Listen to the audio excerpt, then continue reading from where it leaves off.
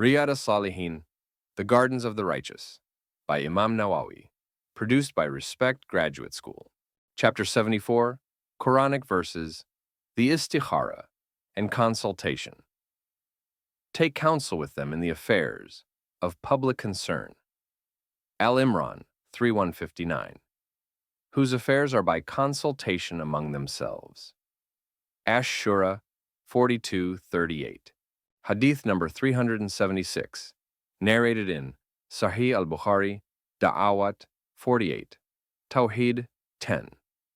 Jabir, may Allah be pleased with him, said, "The Messenger of Allah, peace and blessings be upon him, used to teach us the istikhara, asking for the good in all matters, as he would teach us a surah, chapter, of the Quran.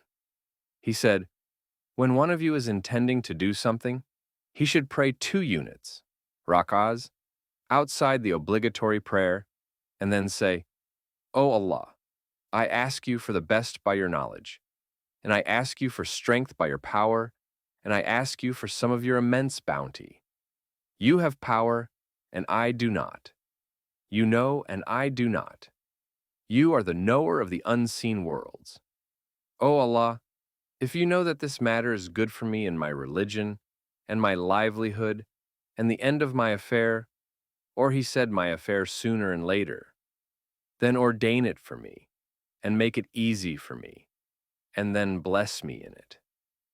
If you know that this matter is bad for me in my religion, and my livelihood, and the end of my affair, or he said my affair sooner and later, then avert it from me, and avert me from it, and ordain something better for me, wherever it may lie, and make me content with it."